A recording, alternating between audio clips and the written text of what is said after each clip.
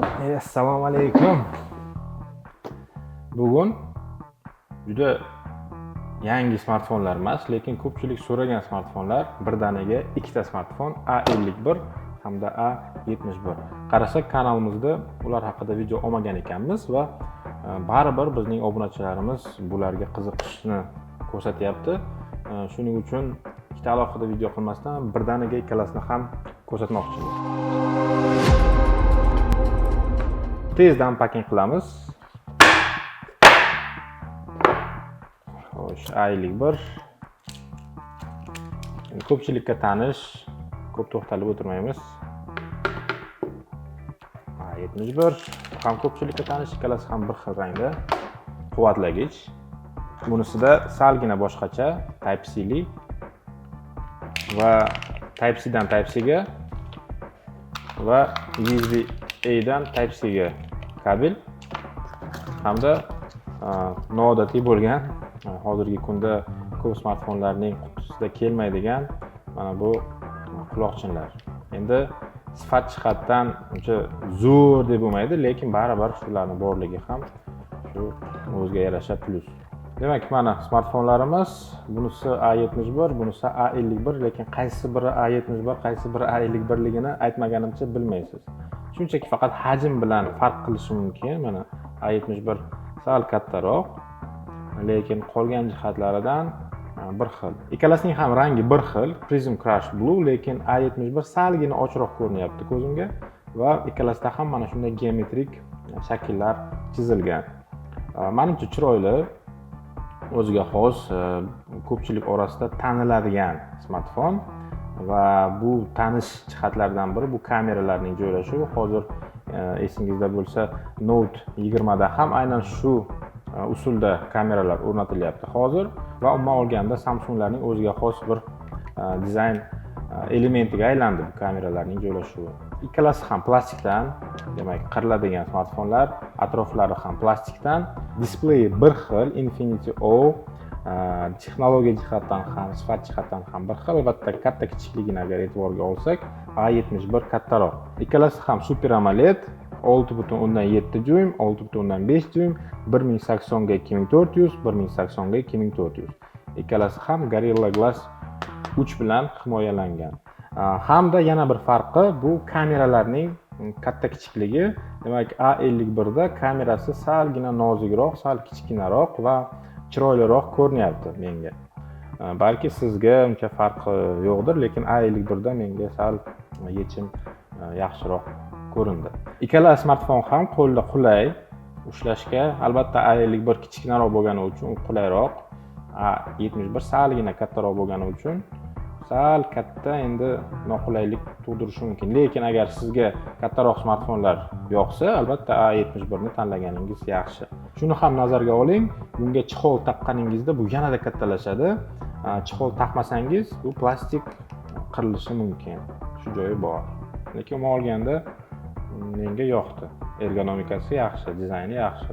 Ko'pchilik uzoqdan taniydigan smartfonlardan biri. Sezilarli darajada kattaligiga qaramasdan, A51 ga nisbatan A71 faqatgina 7 grammga og'irroq ekan. Demak, bu og'ir smartfon deb aytib bo'lmaydi. Ikkalasi ham deyarli bir xil. Qolaversa, chexol bilan umuman bir xil smartfonlarga aylanadi og'irlik jihatdan. Ichki ko'rsatkichlariga keladigan bo'lsak, ikkalasi ham Android 10 tizimida ishlaydi albatta, faqat bunisida Snapdragon 730, bunisida Exynos 9611. Demak, bu salgina nima deydi, moshniroq smartfon, o'yin o'ynashga, qanaqadir og'irroq dasturlarga aynan 71 ni tanlash ma'qul. 51 salgina, lekin ko'p emas, salgina oddiyroq dasturlarga mo'ljallangan desam ham bo'ladi. Xotiralarga keladigan bo'lsak, A51 64, 128, 256 GB li versiyada sotiladi. Operativ xotirasi 4, 6 yoki 8 GB. Bunda ham 6 yoki 8 GB li versiyasi bor. Demak, 4 GB li versiya sotilmaydi hamda asosiy doimiy xotirasi 128 GB ekan. Lekin ko'proq tarqalgan smartfon aynan A51. Nazarimda eng ko'p sotuvlarga erishilgan smartfon ham aynan Samsung Galaxy A51 smartfoni. Menimcha buning keyingi versiyalari bundan ham yaxshi chiqishi kerak, lekin hozircha bizda mana shu aynan 2019-yilning dekabrida chiqqan smartfonlar sotuvda va hozirgi kunga qadar sotilishlari yaxshi adashmasam. Demak, eng qiziqarli, eng men uchun muhim bo'lgan jihatiga o'tamiz. Bu ham bo'lsa kameralari. A71 da 64 megapikselli asosiy kamerasi, 1.8 aperturadan, 12 megapikselli ultra wide, 5 megapikselli makro hamda 5 megapikselli chuqurlik uchun mo'ljallangan kamera. A51 da esa 48 megapikselli asosiy kamera, 12 megapikselli ultra wide hamda bunda ham 5 megapikselli makro hamda 5 megapikselli chuqurlik uchun bo'lgan kameralar joylashtirilgan. Demak, faqatgina asosiy kameralari farq qilar ekan. Old kameralarga keladigan bo'lsak, ikkalasida ham 32 megapikselli 2.2 aperturali shu kameralar o'rnatilgan. Endi navbat foto va video testga. Buning farqlarini o'zingiz ko'rishingiz uchun.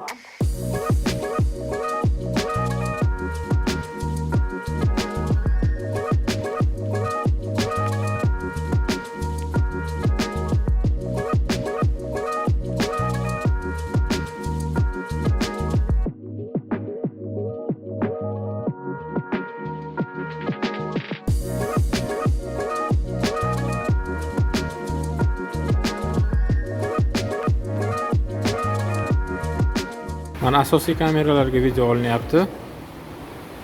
Sifatdagi farqini ko'rishingiz mumkin. Demak, avtofokus.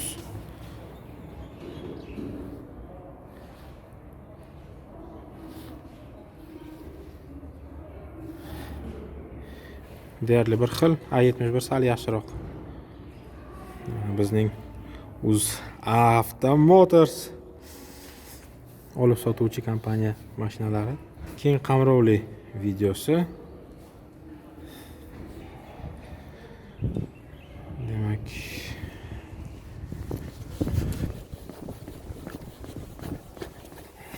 stabilizatsiyasi yomon emas, yaxshi. Faqat Full HD 30 fps oladi. Har qanday kamerasida ham Full HD 30 fps, 60 fps olmas ekan. Mana old kamerasiga olyapman. Old kamerasida ham 30 fps Full HD. Demak,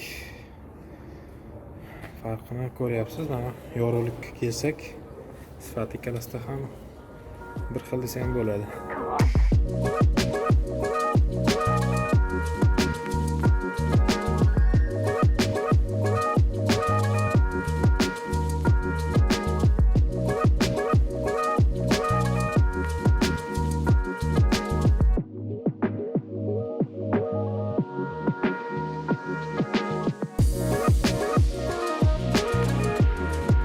Demak, mana tungi video sifat A71 da ancha yaxshiroq. Chunki A51 da mana hozir devor kuyib ketdi. G'ishtlari ko'rinmayapti ham.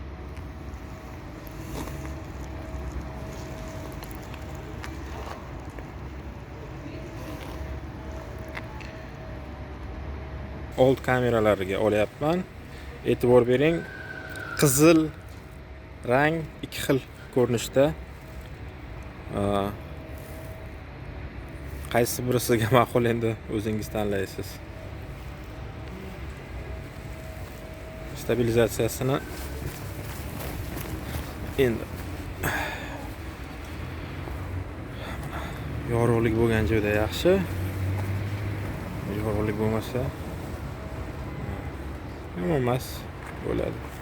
E'tibor bering, men A71 da sal yaqinroq, A51 da sal uzoqroq joylashganman. Ya'ni obyektiv uzoqroq olyapti. Keling, ovozini tekshirib ko'ramiz. Birinchi bo'lib A51.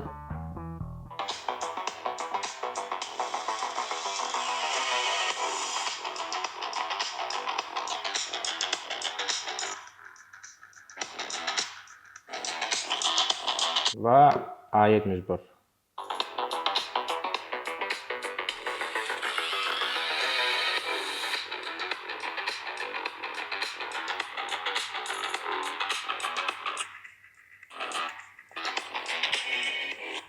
Ikkalasida ham mono ovoz, stereo emas va nazarimda A71 ning ovozi salgina sifatliroq eshitildi, lekin uncha ko'p farq qilmaydi. Yana bir bor tekshirib ko'ray.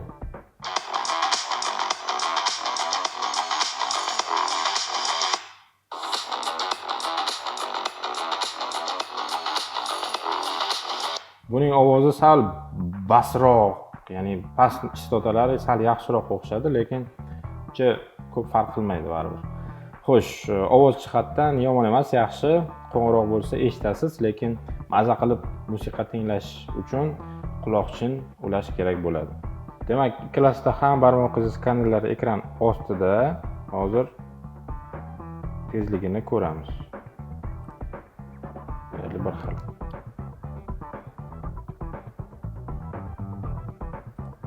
Demak, ikkalasining ham skaneri yaxshi, tez, lekin juda bir super tez emas. Ishlash jihatdan bir xil, hech qanaqa farqini sezmadim. Batareykalarga keladigan bo'lsak, A51 da 4000 mAh, A71 da 4500 mAh va A71 ko'proq ishlab beradi. Chunki bunda ham ekranlari, o'lchamlari jihatdan farq qilsa-da, lekin razresheniyalari bir xil va buning protsessori, ya'ni A71 ning protsessori 8 nanometrli bo'lgani uchun salgina tejamliroq. Shuning uchun agar sizga ko'proq ishlaydigan smartfon kerak bo'lsa, A71 ni tanlagan ma'qul.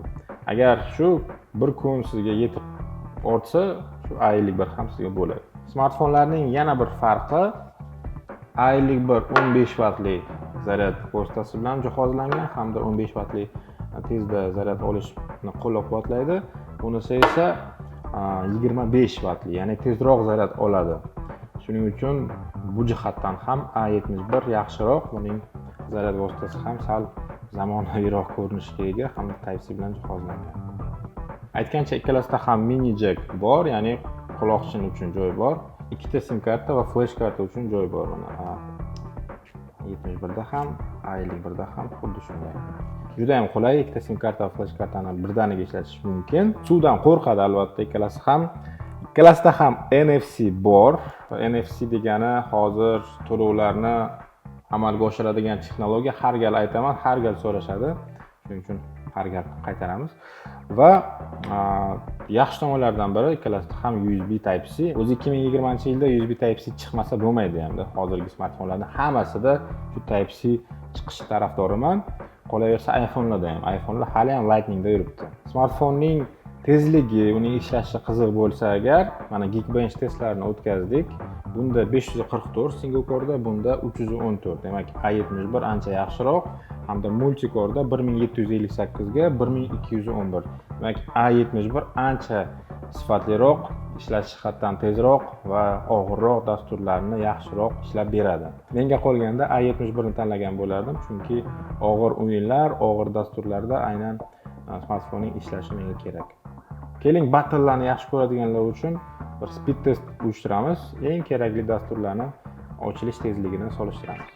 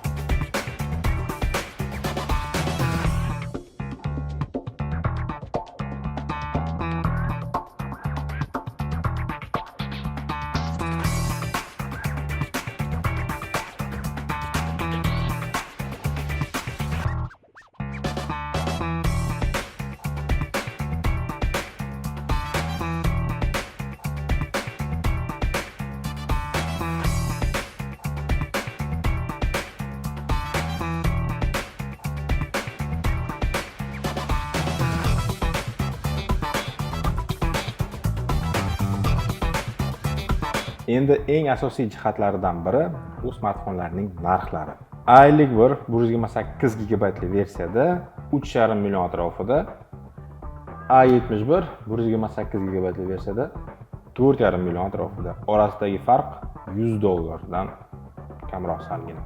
Demak, 1 millionga farq qilar ekan va bu farq qanchalik o'zini oqlashini men hozir aytishim qiyin, chunki bir tomondan A71 yaxshiroq, unda yaxshiroq protsessor, yaxshiroq batareya, kameralari sal yaxshiroq deyishimiz mumkin, lekin bu 1 millionga arzonroq smartfon va 1 million uchun uncha ham yomon smartfon emas. Ya'ni buni xarid qilib ko'p yo'qotmaysiz A71 ga nisbatan. Shuning uchun aytishim sal qiyin. Agar pul tejamoqchi bo'lsangiz, A51 ni olgan yaxshi. Agar yo'q, menga yaxshiroq kerak, menga shu Snapdragon kerak deydigan bo'lsangiz, shu A71 ni olgan ma'qul. Bu mening shaxsiy fikrim. Agar sizga bu fikr yoqmasa, izohlarda qoldiring. Siz qaysi smartfonni tanlagan bo'lardingiz va bu izohlarga qarab biz bilib olamizki, yo'q A51 yaxshimi, yo'q A71 mi. Xullas, videomiz o'z nihoyasiga yetdi. Sizga yoqdi degan umiddamiz. Mana yangicha studiyalarimizga ham baho bering, iltimos, like bosing, izoh qoldiring, kanalimizga obuna bo'ling. Keyingi videolarimizda ko'rishguncha xayr, paka-paka.